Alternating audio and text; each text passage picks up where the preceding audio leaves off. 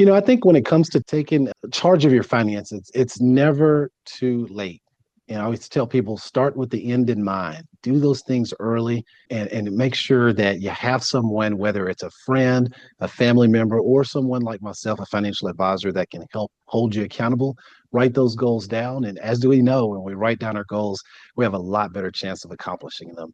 That's what's so important. And that's what I love about the work that I do. There's no such thing as too late. I think they just have to make adjustments, right? So that could mean retiring later. It can mean saving more, or it could mean, in some cases, changing the way you allocate those funds for a little bit more growth than what you usually would do at that age. But also, it's very important then to have a financial advisor to make sure you're picking the right types of investments and your plan fits what your values are.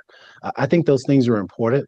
And I've seen people that started later in life and still figured it out along the way. Maybe they worked part-time a little bit until they got into a point where they were comfortable to retire, but it's never too late, in my opinion. Hey everyone, this is Jonathan Marx from GoToHealth. Hope you're doing well today.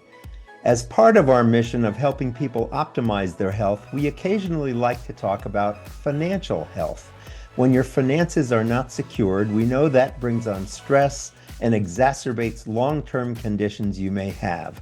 So in this show today, we're talking about maintaining financial health. Americans continue to feel stretched by inflation and rising costs, but new research shows that the majority are still optimistic about their financial futures amid market volatility and uncertainty. A study from Edward Jones and Cerulli Associates finds nearly 4 out of 5 Americans say they are either on track to achieve or have already reached a financially fulfilled life. Wouldn't that feel great? To stay focused on long-term goals and become more financially fulfilled, Americans are most willing to change their discretionary spending habits, pay off their debts, and improve their financial literacy. With us to talk about this today is Jesse Abercrombie. He's an Edward Jones financial advisor. He began with Edward Jones in 2003 and has since become a partner with the firm. He received the Accredited Asset Management Specialist designation from the College of Financial Planning. He's on the advisory committee for the Dallas Foundation and the Communities Foundations of Texas. He has also served as a committee member for the Barbara Bush Foundation for Family Literacy. If you're enjoying our shows, it would mean the world to us if you took a second to leave a 5-star review on YouTube, Apple Podcasts, or Spotify, or wherever you're listening to us. It helps more people find the show and lets us know we're on the right track. Thanks in advance. So, welcome to the show, Jesse Abercrombie. How are you today? Doing well. Thanks for asking. Good. So, how are Americans feeling about their finances in today's uncertain environment? There's a lot of new concern about the effect of tariffs on prices. How are we doing? Despite recent volatility and uncertainty around things like tariffs, our research found that a significant 3/4 of Americans, that's 74%, are actually optimistic about their financial futures. And so this study was actually conducted earlier this year in April. That was at a period where the stock market was not performing so well. Since then, the markets have recovered. But despite that, even in the month of April, when this information was being readily available to us, we found that most were either on track to achieve or had already achieved their financial goals and had a financial fulfilled life. I believe that this reflects the power of deep personal relationships and, more importantly, trusted financial advice. Good. So I also know that many older investors feel they've fallen behind in retirement savings and financial strategy. Can you guys help with that? Yeah, sometimes what happens with our older investors or our pre-retirees is they find that healthcare costs have gotten a little bit big, more than what they expected. And this is where I sit down with clients and I say, well, let's take a look at those costs and let's make sure that they're being updated in their financial plans. It's so important because sometimes what we'll find is there might be a financial stressor that some of our clients are going through, young or old. And by sitting down with them and we're working on a plan, we find that in most cases, they're actually going to be okay. And if they're not necessarily in the best position based on what we find, we work on action steps to try to make sure we get that accomplished for them. So important. Good. And on the other end of the spectrum, younger investors are often concerned about affording homes and starting families. How do we deal with that? Yeah, that's a challenging one. They're starting families, the interest rates are a little bit higher, so that cost of capital or cost to borrow money can cause a little bit of financial stress. Again, I think it's very important that first, looking at those spending habits, are there some places where we're spending a little bit more? What that does is it frees up a lot of cash to pay down debts. And once those debts are paid off, guess what? It frees up even more cash to start applying those things to mortgages or homes that they're looking at buying, or just overall building up their financial strategy for future years to come. I saw in your survey that 28% of people wanted to improve their situation with better financial literacy. What do we all need to learn about financial literacy? It is a powerful, I will quote my eighth grade principal. She said, the more you read, the more you know, the more you know, the more you grow. The more you grow, the stronger your voice when speaking your mind or making your choice. And those words really, I remember those from when I was a 13-year-old kid, 14-year-old kid. And what she said by the more you read, the more you know, increasing your financial literacy is so important because those things like changing your spending habits or reducing debt.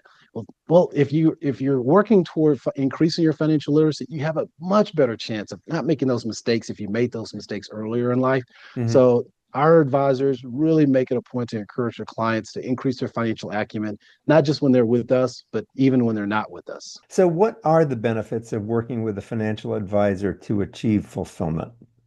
There's a few. The first thing we think about is having that holistic approach to help them with their finances and create more tailored strategies. So when you talk about the financial plan, we talk about short-term goals and meeting long-term goals.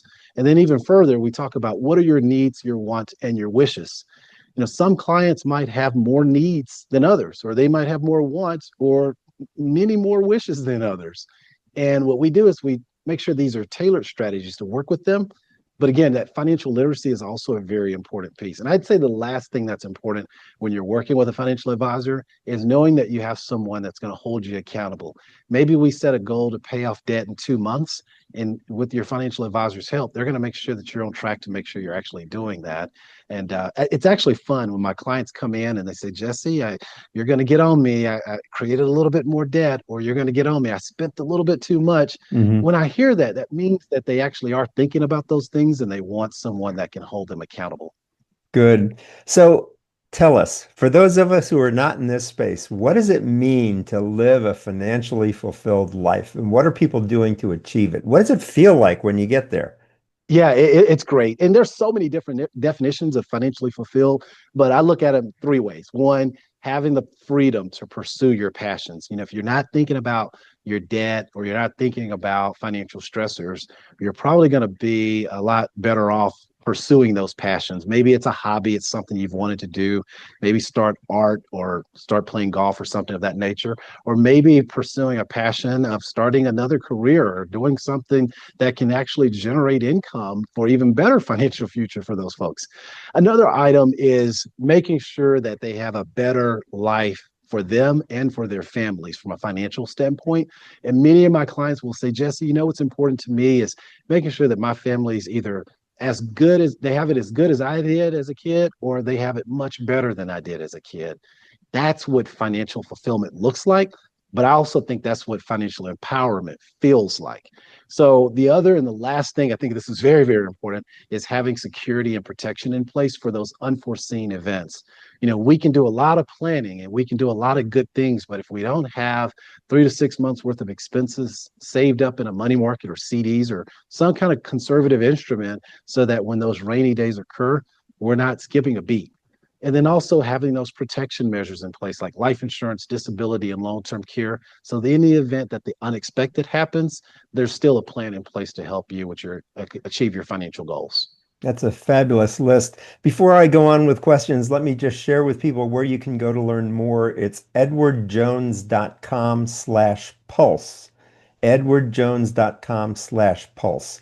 So, Jesse, let me ask you, what do you enjoy about your work? What got you into this line of work?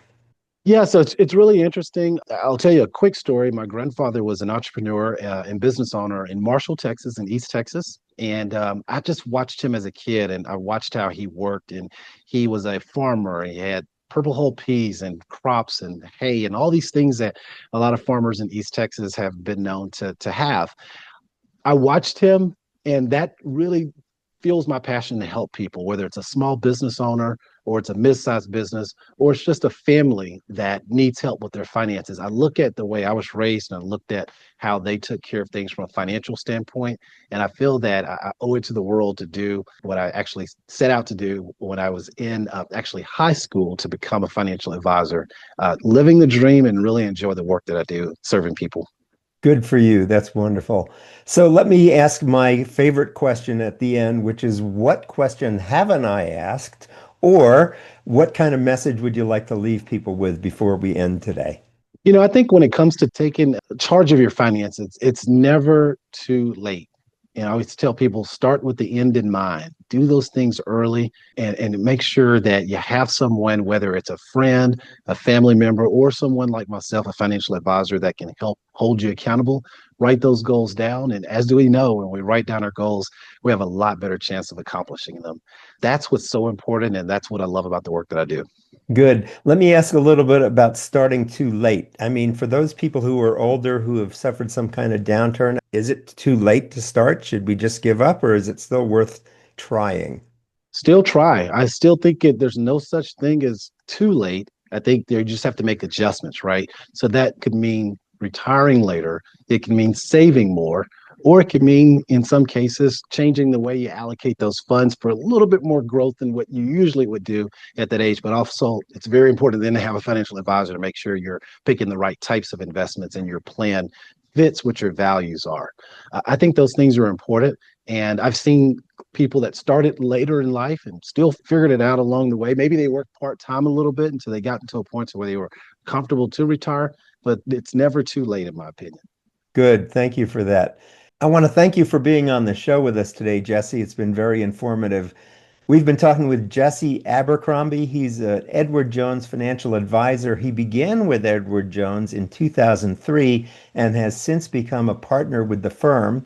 He received the Accredited Asset Management Specialist designation, AAMS. That's a pretty cool title there. Accredited Asset Management Specialist designation from the College of Financial Planning.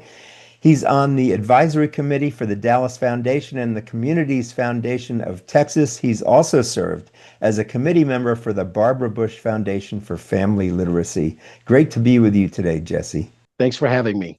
Good. And before we go, just a quick reminder, if you like what you've heard, please leave us a 5-star review on Apple or Spotify or YouTube or wherever you're listening to us. It helps keep this content free and reaching the right people just like you.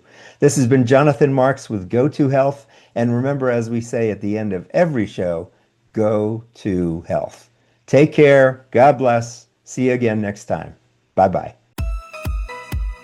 Thank you for tuning in today to Go to Health. You are one of almost 10,000 people per day who enjoy the evidence-based health information offered by our guest health experts. You can watch us on our website and YouTube and listen to us on 8 podcast networks. Be sure to join Jonathan Marx in our upcoming shows each week. If you like our show, please share this episode with your friends and colleagues.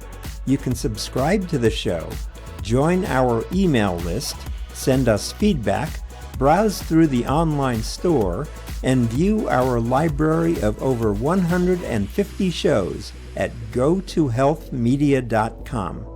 See you next time, and remember to elevate your life with Go to Health.